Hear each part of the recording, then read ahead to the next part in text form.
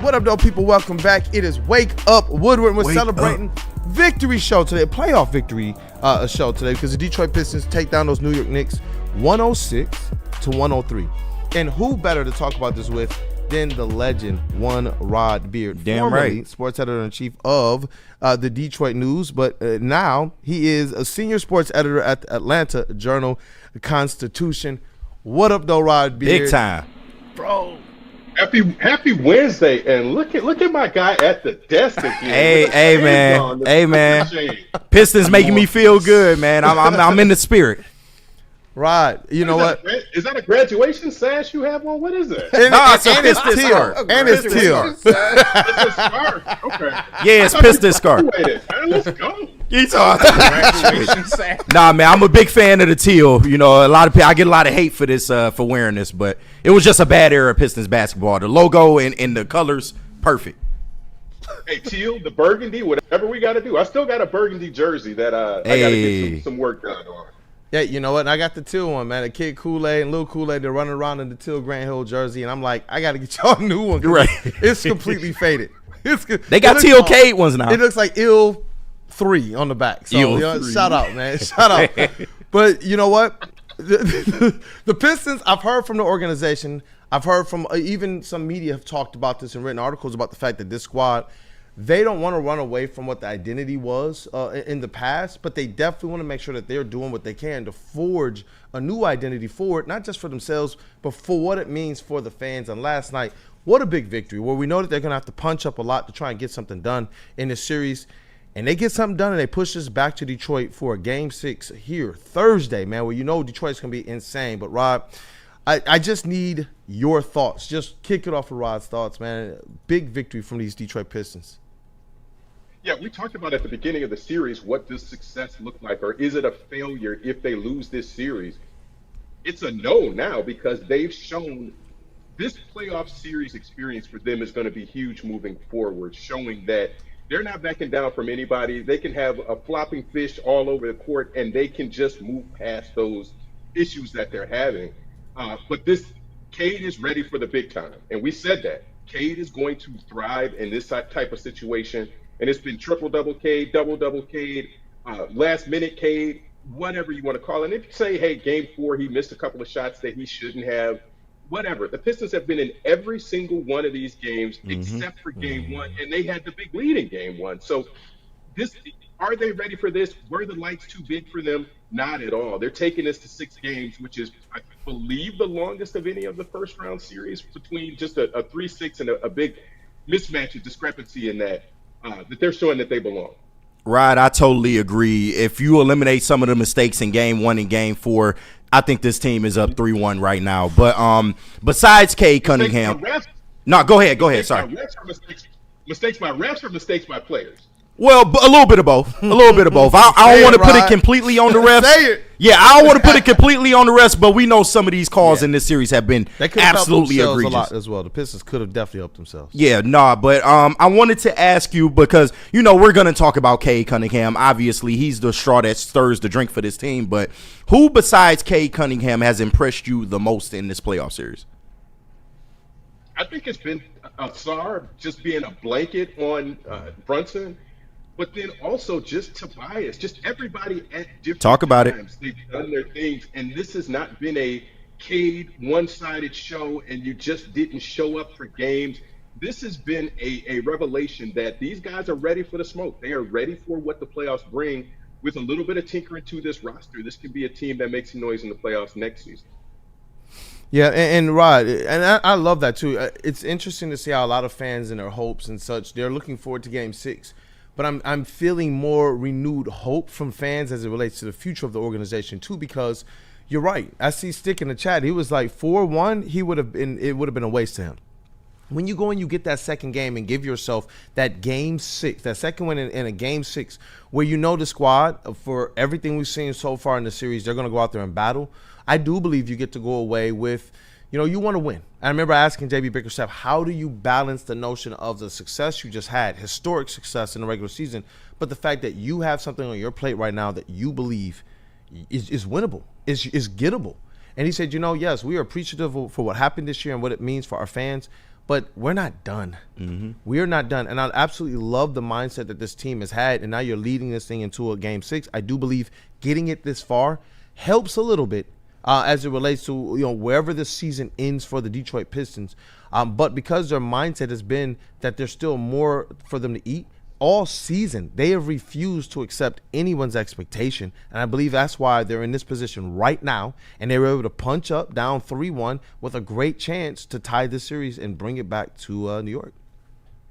Yeah, all the teams in the league that have lost their series already have big questions about what they're doing. The Heat, what's their next step? What are they doing? Milwaukee, absolutely. Which direction are you going? In the Pistons case, even if they lose this series, it's more of, okay, now how do we improve and get better to make the next step in next season? It's optimism. For next year, for most of the other teams, it is just like, okay, how do we fix this thing? It's broken if they've lost in the first round of playoffs. But again, that's where the Pistons are trending.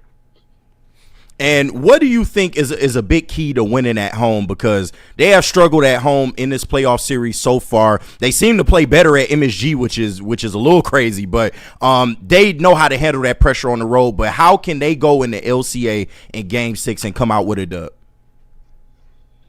Cut the mistakes, cut the turnovers, and then just play solid all the way through. If I'm not mistaken, they have led in every game by 6 or 8.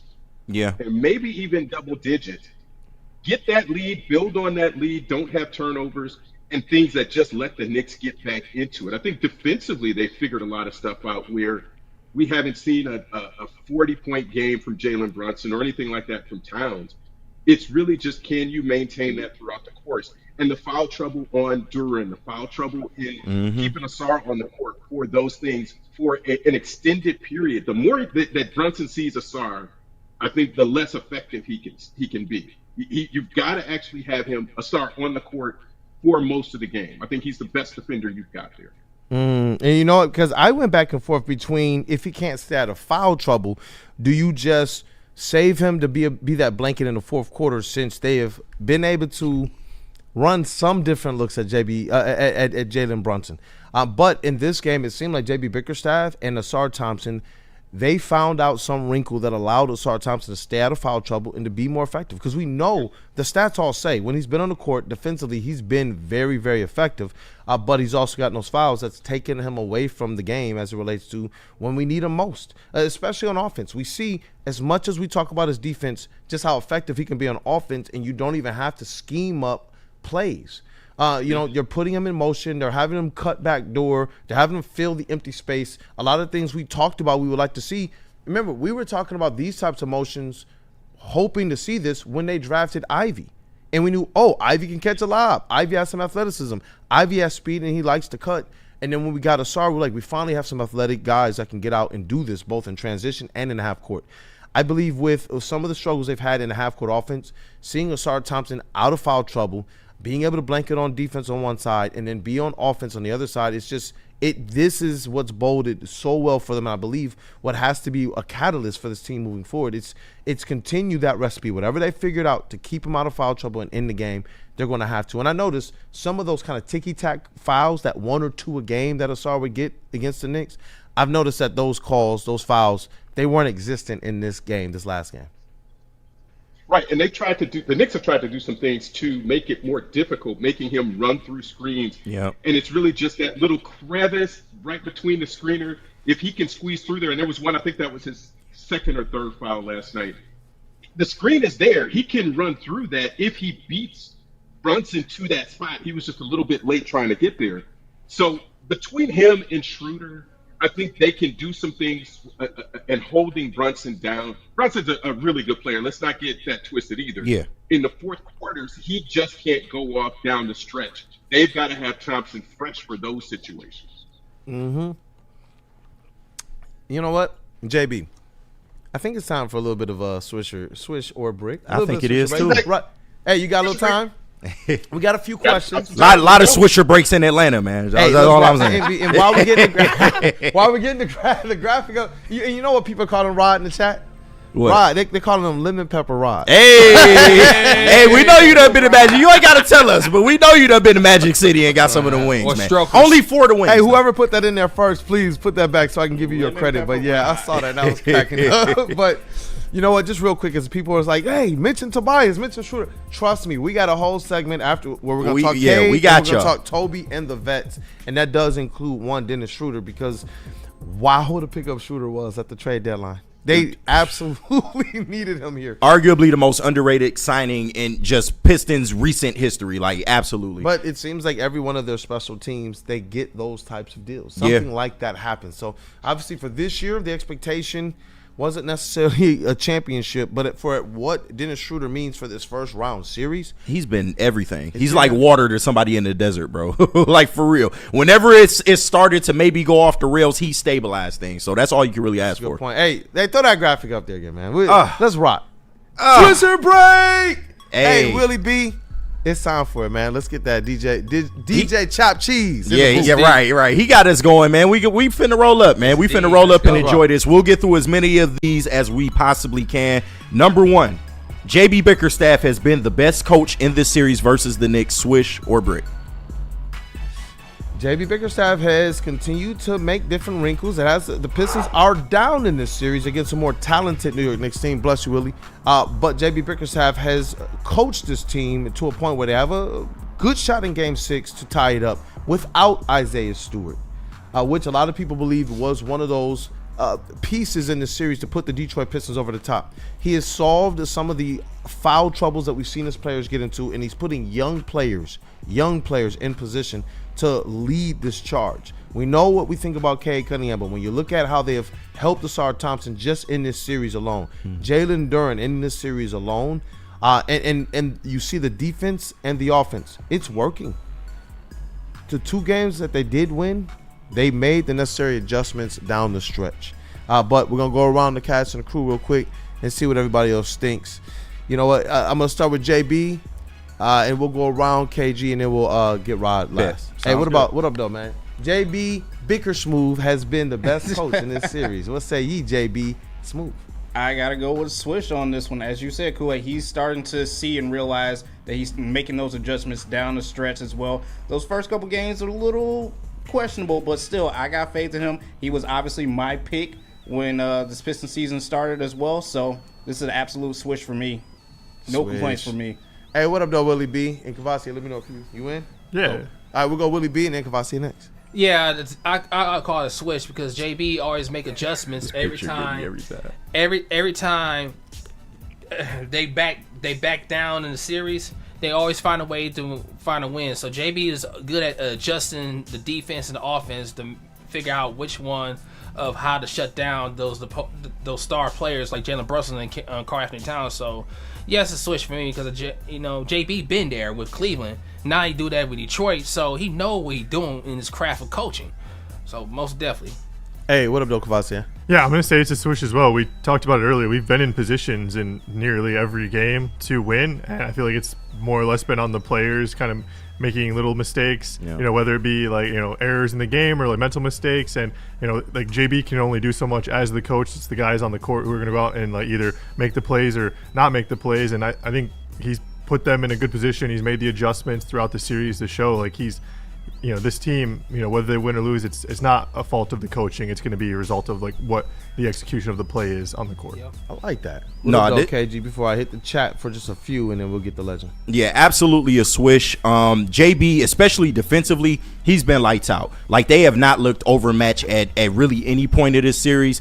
Besides, I guess you can say game 1 when they let that 21-0 run kind of go. But I chop that more up to just rookie mistakes. Being in the playoffs for the first time. It's a maturation process, but offensively, and we talked about it yesterday, I had concerns about, them in the half court, especially when they can't get the ball moving, and especially when Cade's not on the floor. They did a lot last night to kind of ease my worries. Yeah, and once you, like you said yesterday, it was the sense of urgency that they needed to have just in running some of their sets that can make all of the difference. He made that adjustment. They looked a lot better last night. It didn't look like they were dragging into the plays. It looked like they just got into the sets, got up the court, passed the ball up the court. I like that. And they just got right into the plays quickly. And Duren it was almost as if they knew, because as soon as the ball went into Duren in the middle, that boy turned right around. It was dropping it down. Yes, sir. And some of their turnovers came from trying to make that play, almost as if JB Bickerstaff was like, oversell this. Right. So, but I can live with those kind of turnovers, though. I can live with that. And look, in the chat real quick, it's a mix. It is a mix. Organic Lindo. He's talking about Swisher break. Ziggs or Zag break. Him for me. Yeah. Bro, teams couldn't even get his players in the game. 2 minutes left. Why would you call a timeout? Listen, Grumman says coaching matters. The real K77, he says Swish like an MFer. ACG brick, but he's definitely growing though. The Shaquille Oatmeal. I love JB, but it is a brick. They're down in the series, but Kool-Aid does have a point. Mitten made Swish. And AG's burner, and I hope this goes for Rod, myself, and Brad Holmes too. JB Bickerstaff has tremendous invisible hair. But what's saying Rod here? What? Damn. My man's got a wig on. What's the thing, Rod? Bro, no, I think this is a Swish, because the adjustments of saying, I don't think they started with a SAR on Brunson, but seeing that the size there and the athleticism would be something that he would have trouble with.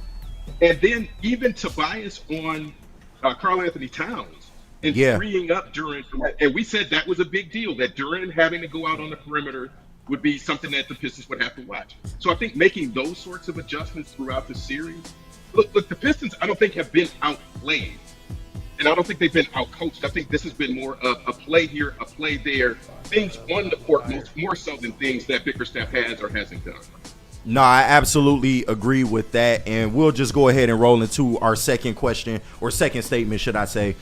In Game 6, Cade Cunningham needs to start aggressively like Game 2 in the second half of Game 5, Swish or brick.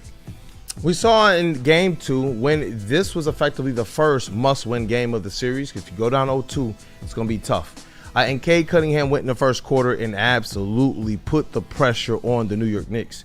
In this game, it seemed like the Pistons really took control when Cade Cunningham, and everybody was saying it. Our chat family was saying it. Social media was saying it. Third quarter Cade is on the way. But what are we getting out of fourth quarter Cade? And he came through in the second half.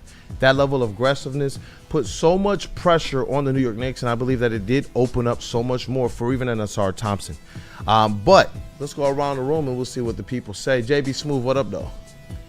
I think it's a Swish, but it's not necessarily a full Swish. Like, you do need to come out aggressive, Cade, in these games, but still at the same time, let your team help you as well too. Let your bench help you as well, which they did in this game. Shout out to Schroeder and Beasley as well, finally getting that shimmy back, I see. But yeah, just play your game. Not necessarily you need to come out here and be the all-star that I think Stick wants you to be right now on every possession of the play, but still go out there and be a facilitator when you see open shots that your teammates can knock down easily. So still a Swish, but not all the way.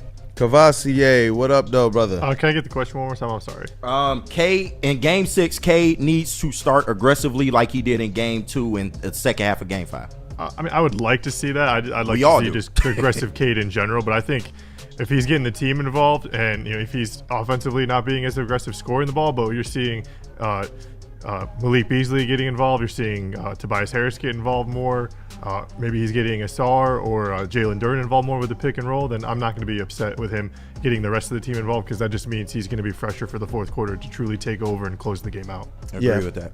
Yep, and that's a bar, man. What up, though, Willie B? I call it a bank shot switch. You know what I mean?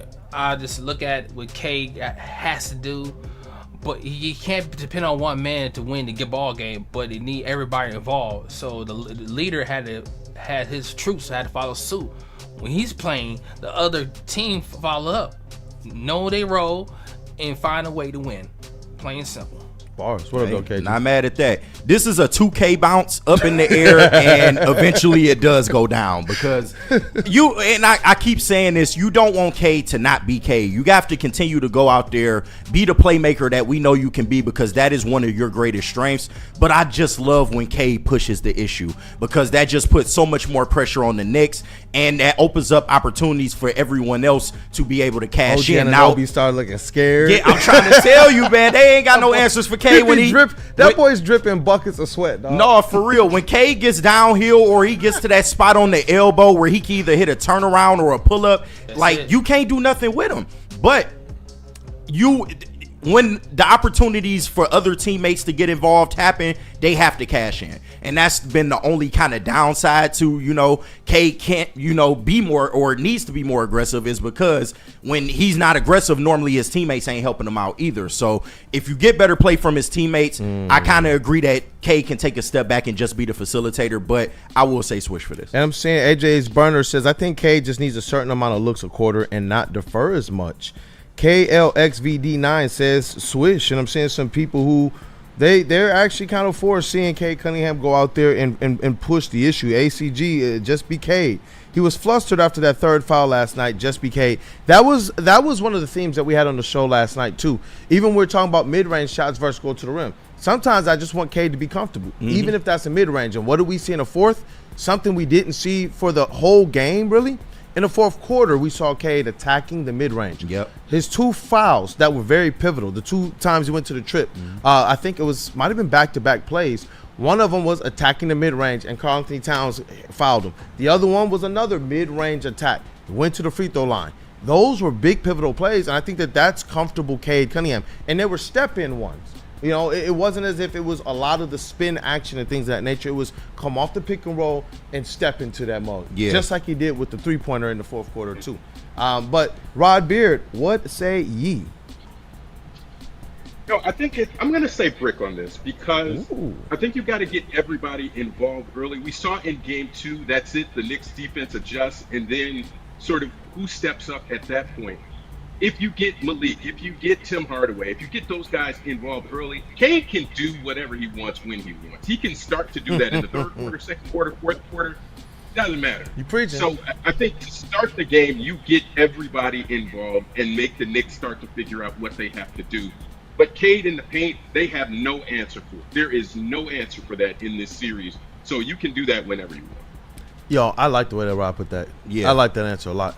That's why he's the best, man. But as we go into number 3, Tobias Harris can keep up this level of play on both ends of the floor, Swish or brick. So I know who you put this one in there for. Poor JB. What you mean, man? What are you talking about? Look at JB is besides himself right now. Cavassier didn't even flinch and look up at all. All right. But Tobias Harris, you see him making Karl-Anthony Towns work on both ends of the floor, which I think is one of the most instrumental pieces of the series. Why?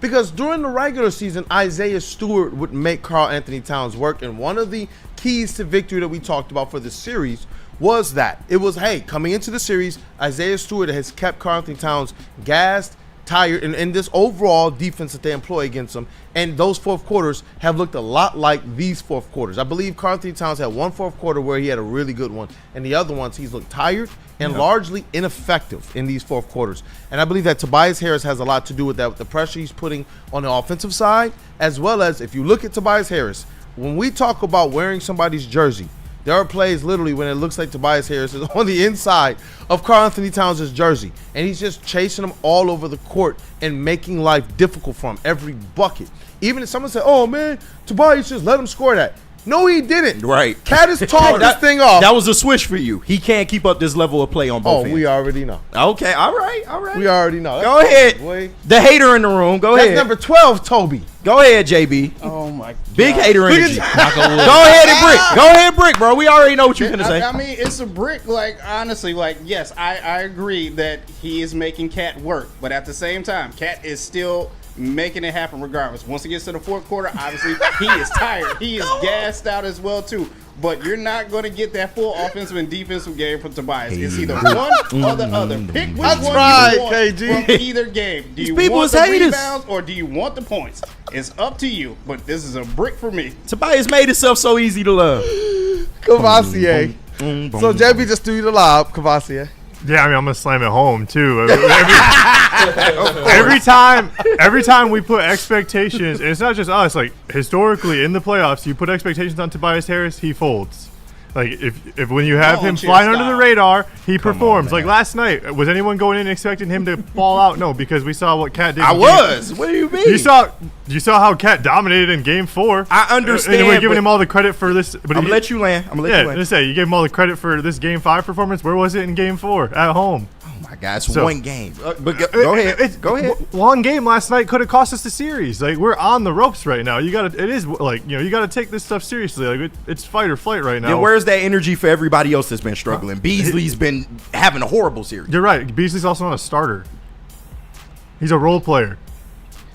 Tobias, like I said, when we put the expectations on him to be this number 2, he plays more like a role player. When we have him flying under the radar, he shows out and plays across the board, like as well as he did last night in every category. Like I think it's more about getting the effort plays out of Tobias and him being that hustler, and then you see the points come later in the game for him. But I think that's what you need to see. Cat hasn't had a good second half and fourth quarters in the series, though. That one game he did, but largely the trend has been that he's been flustered.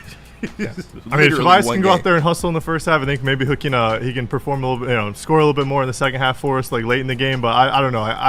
I'm you got some support, man. AC in the chat says Chase is spitting. And Hoof Artist says Perm Chase just hits different. Right, he get that perm, just don't know how that. It's just how it comes curls, out this is how it dries, you know. I feel, you know what? You guys have been consistent. And what Chase has consistently done is set the standard. And if Tobias meets it, he will come back on the show and say, he met the standard, no beef from me. I feel that. Yeah. I feel that. There's a bar. If you're above it, that's great. If you're below it, I'm going to call you out on it. Especially when you're making $26 million a year on this team. That's fair. That's fair. Willie B, what up, though? I'm going to be neutral on this one because you never know what you're going to get from Tobias Harris. Look how y'all have infested. Right. You've corrupted Willie, man. Come on. I know how neutral. He could be neutral. He could be on and you go off. If we say something positive, he'd be off the next game. And you say nothing about it, he have a good game. So it's a mojo thing. It's a mojo thing. I don't want to jinx it, and it feel like we jinxing it right now. I'm just saying we fake jinx it, KG. I ain't gonna hold you up. I'm gonna give a switch on it because he got is a time and place to win, and Tobias knows if you want to go the next round, he got to fulfill what he needs to do. He need to win, so he had to go play his role. What up, though, Rod Beard? Dog. Yeah. Everybody loves your picture, by the way, Willie B. Right. Thank you. I'm not buying into none of that shit. These is grown men getting paid. Like, and Tobias is averaging 16 and 8 this whole playoff series. And aside from one game, wait. The one other thing, give me that other stat: 16, 8, and what from 3? What is he shooting from 3? Oh shit, yeah. I got to pull up the advanced stats. 45%. Wow. Wait, how did I miss that? Tobias is shooting 45% from 3? Yeah. He is shooting 9 out of 20 from 3. Yeah, 45. I'm looking dead at it. I'm looking dead at it right now. 1.4 blocks per game. Yes. Toby. Say the whole thing. Say the whole thing if you don't say it. 16, 8, and 45 from 3. This is a swish. Tobias is continuing this. Maybe he fooled us all this whole season, and he's been saving it up. Maybe. Saving it up. You never know. Hey, this is a swish. I'm good with this. Hey, Dante151 just sent in the $4.99 super chat and says, shout out to Dante. Shout out to Dante for all of the support of all the shows, every watch party, every stream. Shout out, Dante. Thank you, brother. Tobias Harris is averaging 16 points, 8.2 rebounds, 1.4 blocks in a game this series. Had 4 blocks last night. A game in this series. Yeah. Why are we hating on someone who's 2 doing his job? steals. And I will say this. They're saying this. He has to go out there and perform again. But I'm confident he will. Clearly. Because he has. Yes, and he's literally the number 2 option in this playoff series, bro. You need him to go out there and perform. The man got poked in the eye, went out there and dropped 6 points. Hey, yeah, Rod, that's all news, Rod. Rod, you done moved to Atlanta. That shit don't count no more, man. That shit don't count no more, man. You in Atlanta now, man. Damn. Hey, and when the Pistons lose, I got a sticky note for you too. When the Pistons, if the Pistons lose, but I wasn't ready for that. I'm just saying. I didn't know they made it down south again. But hey, 2 out of 3 though. 2 out of 3 on that. Dog. 2 out of 3 on that. Come on, Rod. 2 out of 3. Oh, snap, dog.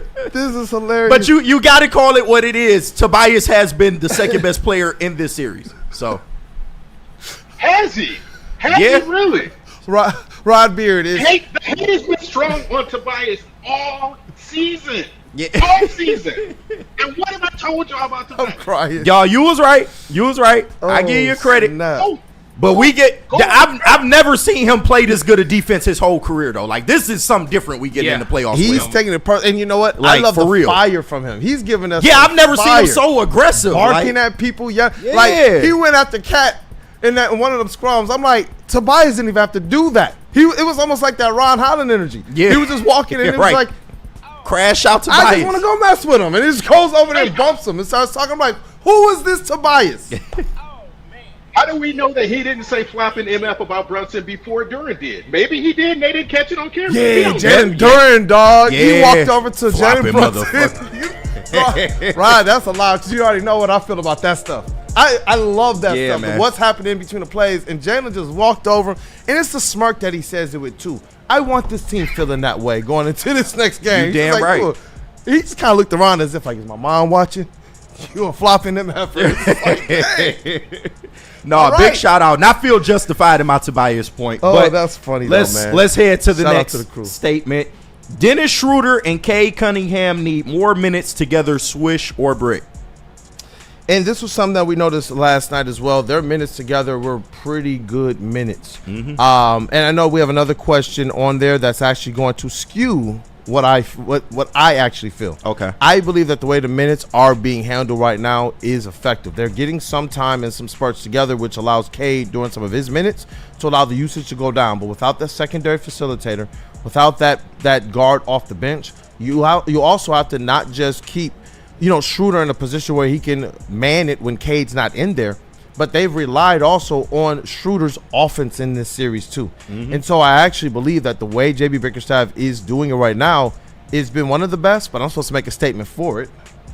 If you do have more Schroeder and more Cade minutes in there, I do believe that it makes the New York Knicks guards work more, and I think it puts Cade Cunningham in better off-ball situations than when we see they try to run those sets and they'll throw the ball off to Tim Hardaway or Malik Beasley and he'll go off to the corner. And I never see Cade Cunningham get the ball or get a look back. We sat here on the stream and we talked about that. And as soon as you see it with Schroeder in there, we notice, the ball swings towards Cade's way. And it's because I believe he's a natural facilitator, and sometimes having those minutes can bode better for a player like Cade Cunningham, who we know can go off like that and put up a quick 30. No, absolutely. But we'll start over there with JB Smooth. More Cade and Schroeder minutes?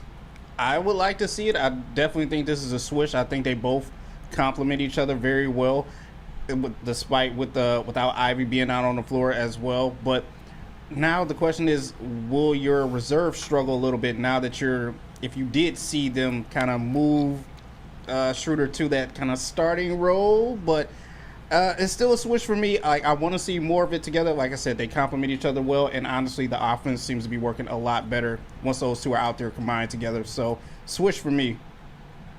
I like this. So I'm seeing some of the chat too. Chat, get yours in there. I see you, Chuck Brewer. We'll read it. What up, though, Cavassier Chase? Can you get the question? I know you're clipping. Yeah. Chase is working tough for us, man. Thank you too, brother. I just want people to know that. Yeah, no problem. Dennis Schroeder and Cade Cunningham need more minutes together, Swish or Brick. Yeah, Swish. I think it's when you see Cade get the off-ball action, and obviously he's able to maybe cut to the basket, but give him a break as well. He can't just keep running downhill every possession. That's when he's gonna get the tired leg. So I think giving him someone on the court together with him who can handle the ball and also let him kind of work. Maybe get some off-ball screens to get open at the top of the key and either attack or hit an open jumper. So I like having him get the other option. It'd be nice if Schroeder could score a little bit more, the way that Ivy, is a little bit more of that scoring threat, but still having someone out there who can take a little bit of pressure off him is nice. Yeah. Hey, what up, though, Willie B? I think it's a Swish because I like Schroeder know his role as a scorer off the bench, but you put that with Cade Cunningham and make Cade Cunningham off ball scoring a lot more easier, and put the pressure off the ball to Dennis, so Dennis can play the point. And plenty point, Cade could be the shooting guard or the small forward. It depends how the rotation is. He can find his way to score without the ball. But Cade is versatile on both ends. So in that case, this shooter would help with the scoring and the facilitator, and Cade could move freely out the ball. So that's a good setup for the Pistons in the lineup. Hey, what up, though, KG? Before I read some of the chat and we get the legend on this. Yeah, no, this is one of those swishes where the net don't even move. And the Schroeder-Cade pairing, I've liked that during the regular season, and it's bode well in the playoffs, especially when you consider how well offensively Dennis Schroeder has played. Like, he's not just a defensive threat. He's not just a playmaking threat. He's actually going out there and giving you consistent offense. And before this last game, he was second on the team in points this playoff series. So, yeah, I love when Cade can just go off ball and just focus on scoring, focus on being the Cade that puts pressure on the Knicks defense. Yeah. And when you got Schroeder in there, it just seems to work. It seems to click. So I'm loving it. Let's keep it rolling, man. So far, so good. It hasn't failed us yet. In the chat, A-Dis for one, Swish, Darrell Slaughter, Swish. I like what RJ Graham says. I like seeing everyone stepping up. He wants this series for Detroit, like last night's game. You have to get those bigs and foul trouble. I think that was as it relates to Tobias Harris. But Art Vandalay says these refs are high. That's just a random one. But Vincent E, nothing but net Swish. XLXVD9, yes. And this is all caps. Dennis play point guard and let Cade play point guard, his real position. I've seen that from him a lot. Chuck Brewer, brick. Dennis minutes in the fourth sends Asar to the bench. It's kind of a, and I see Dwayne King give love to Dennis Schroeder. But what say ye to the legend, one Rod Beard? I think it depends. I like it in the second half to close out games, definitely. If you've got a 6 or 8 point lead or something like that where you're playing from ahead, then you can do it. If you're behind, you probably need the 3-point shooting a little bit more. So it depends on who's playing in that 3 spot, who that other guard is. If you're going Tim or if you're going Malik with that, or if you're going Asar for another defensive option. But again, when you're closing out that game, you want the best defender you can have on Brunson. So looking at that 3-point thing, I would say if you look from the surface, you would say Schroeder is not shooting well from 3. Schroeder is 53% from 3. Wow. Talk about it. He's been great. 53%. Wow. So you don't lose anything with him as your 3-point shooter, and you take the Cade off the ball. I think all of those things kind of work together. This is a swish, but depends on the other combination and who you have in that 3 spot with it. Agreed. You know what? And we got one more. Yeah. And I think it might play a little bit more into what they may be able to do if they want to do that. Maybe, man. Marcus Sasser should get 7 to 10 minutes as a secondary ball handler and outside shooting option swish or so break. You see how these pair, because if you're going to play Schroeder and Cade for a few more minutes a game, 7 to 10 minutes a game, which is a lot of action through several different quarters, you're going to need somebody that can step up. And one person that we know did actually step up pretty well down the stretch, including in games in which Cade Cunningham was missing, it was Marcus Sasser, and it led J.B. Bickerstaff in multiple press conferences to be able to tip the cap to Marcus Sasser in the role he was playing, not just at scoring, which we know he can do and hitting the 3, but how he ran the team as well. And this bodes because some people were wondering, do they need a wrinkle as it relates to the half-court offense? And obviously last night, you liked a lot of what you saw. Mm-hmm. But Marcus Sasser has been the one that I've heard from many people, like a lot of people in the network, out the network, who people said they would like to see him get 7 to 10 minutes a game. And I do believe that it helps be able to boost what you can do with Cade and Schroeder pairing too. JB Smooth, what say ye? Marcus Sasser, is it time to get him minutes this late into the playoff series? I like Marcus Sasser, and I don't want to disrespect him, but I think right now this is a brick for me, especially given the position that we're at as it is in this series. If you want to start off the next series like this, I can see that. I can see giving him that extra minutes to get along with Cade out on the floor. But as of right now, no. The pressure is on the Pistons in this series as it is, so this is a brick for me. But no disrespect to Sasser, because I would like to see more of him out on the floor. Hey, what up, though, Cavassier? Yeah, I'm going to say a brick as well. I don't think I mean, if we weren't in an elimination game, I think maybe, but when your back's against the wall, I think trying to throw a new player like out there, with especially all that pressure. Mm-hmm. Yeah. And, if it was a veteran, maybe, but I think that's a lot of pressure to put on a young guy. So I'd say it's a brick for me. What up, though, Willie B? I agree. I call it a brick on that one because he's not ready. And I hate to say, to be honest, be disparaging about it, but Marcus, It's not disparaging. It's not disparaging. It's how people feel. It's not, he got to show up, but he didn't. He's not ready. When he's not ready, can't risk that. And when this comes to elimination game. Yep.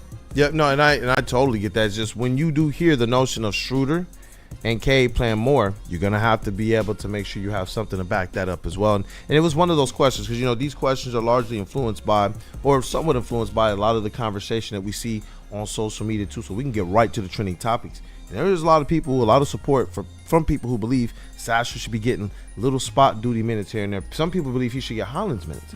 I don't believe so. I believe you want the bigger guard. You want the person who's shown to be able to defend it 1 through 3, 1 through 4 in a pinch, and the guy who Ron Hollins is one of those from one end of the court to the other end of the court in a blur, and he's been shown to be able to insert energy into this team. But you know what, KG, what say you? Nah, and we talked about this maybe before Game 5. I would have said Swish, but as of today, this is a brick. One, because it's late in the series, and like Chase said, you don't want to put a young player in that kind of situation. If you was gonna do this, you should have did it a couple games earlier. Yeah. But just considering that you got a marginally better performance from Malik Beasley, and Tim Hardaway has been solid this series. He can be better, but he's been solid. I think you just got to rely on those guys to go out there, because the main reason you're bringing Sasser into the game is not necessarily for ball handling. It's to give you a spark offensively. And if you can get that from the shooters that you already have, I don't think you need him, because, one, he is a liability on defense. Let's not mistake ourselves. And if he gets into a bad stretch in those 7 to 10 minutes, it could hurt this team. It could really drag them down as a unit. So, no, at this point, no, it's a brick. Stick radio. No.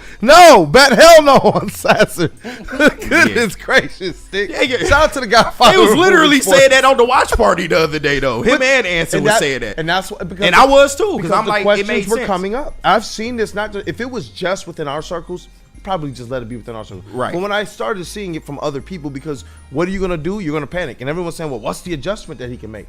The adjustment he made is found a way to actually have his guys stay on the court longer. Yeah. Because now you see, when you do, and we know this, the playoff rotation, it gets shorter in the playoffs. We know this. But you're going to need your guys on the court. And we saw that. I like the fact that J.B. Bickerstaff throughout this series has largely stuck to his guns. But Rod absolutely. Beard, what say ye? There's a lot of bricks in the chat for this one. No. I don't think you mess around with this at all. I mean, if there's an injury or something, obviously you got to dig into the bench.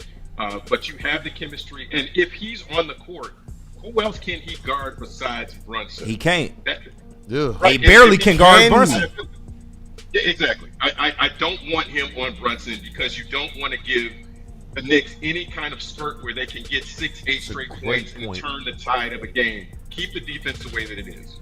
No, absolutely. If you get the Malik Beasley that we know and love, then that's the only reason this even came up, is because Beasley has struggled so bad. Yeah, but that is a Swisher break, man. Yeah. Hey, and this was a good one. This was fun. We got some playoff edition Woodward Pistons. We got some playoff edition Swisher break. We got two. Why? Because the Pistons continue to fight and battle, and hopefully we get another playoff show next week. But Rod Beard, thank you for your time, brother. Any last words for the chat family and for the crew? Let me just say this: it's going to be May 1st. And we will still be talking about the Pistons. Ooh. And the Tigers are playing as well as they are. And that's just a back burner issue right now. Man, Detroit sports is on a heater right now. Beautiful, man. April in the D. Wonderful. It's back. It is definitely back. And you look at the Tigers, one of, if not the best team in baseball in the month of April. And I can't wait to talk a little bit about them. Maybe tomorrow. Got the loss last night, but they'll bounce back. Maybe we'll see, because I know we got a lot to talk about tomorrow. Yeah. Detroit Pistons, we got a whole lot to talk about. For sure. Rod, senior sports editor, Atlanta Journal-Constitution, formerly of the Detroit News, sports editor-in-chief, covered so much here, man, across the board, from Michigan sports to the Detroit Pistons. You were, 7 years on the beat? And then even after that, I remember he was still around and helping other people get acclimated and come in and getting those stories and largely showing us how it's done in that room. Because there's a lot of us, there's a lot of new people in there who are on years now 2, 3, 4, and we just saw a whole bunch come in on year 1 and 2.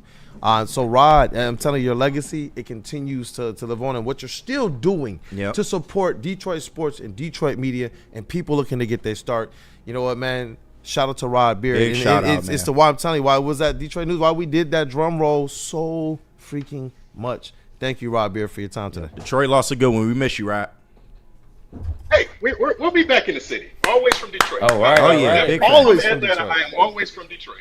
Let's go. Hey, Rod, have a good rest of your day and enjoy that southern weather. Hey, Michigan's on the heater right It's now. starting to perk up. Hopefully it keeps going. And we're talking about more Detroit Pistons playoff basketball next Wednesday. Yep. Next Wednesday, we'll talk to you. We're going to hold you to it. Thank you, brother. Thank you. Blessings. Thank you, Rod. Whew. Goodness gracious. Hey, let's Rod say is what up, the though. fucking man. Absolutely. Sorry. Had to get that off. Absolutely, man. And look, bro, out of all the things that you could pack, because I know with me and my family, when we move, pare down. It's even toys that work that I tell my kids, nope, toss it. Yep. It ain't going. Bro, the traveling sticky notes. Shout out to Rob here. Like, y'all understand, that's our bro, like, for real. No, big fact. Goodness gracious. And it's awesome that we get to be able to talk about this while the Pistons are winning. But let's say what up, though, to some friends, and let's get back because I've heard from people this week, JB. I've heard from people. Someone even emailed me. Uh-oh. They want what's trending. Oh, I got you. They want what's trending, Damn, dog. yes. I'm Okay. serious. I'm serious. It So, is everyone's favorite segment. It is everyone's favorite segment. We got to be fair to that. But JB has texted me several times like, yo, the conversation and for where we are in Detroit sports right now, push it. Yeah. So that's how one of our producers, one of our guys, and we're definitely going to listen to him. Look at Stick walking in here, too. Yeah. Let's say what up, though, to some friends. Oh, boy. Godfather. Let's rock, bro. We got to hear from Mark White and Lady James. Mark White, gonna do you right. Shout out to the good people.